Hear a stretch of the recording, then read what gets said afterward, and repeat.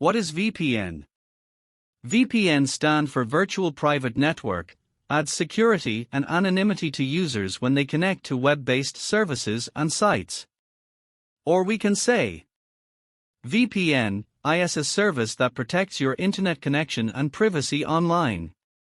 VPN uses tunneling protocols to create an encrypted tunnel for your data, protect your online identity by hiding your IP address, and allow you to use public Wi-Fi hotspots safely.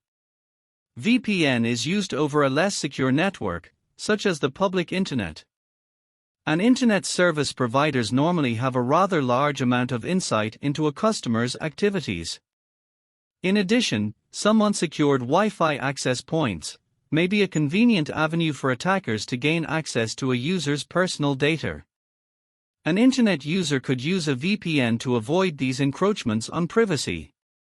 It can be used to hide a user's browser history, IP address and geographical location, web activity or devices being used.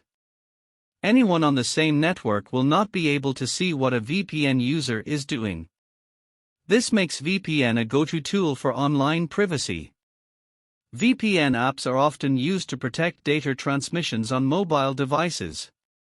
They can also be used to visit websites that are restricted by location.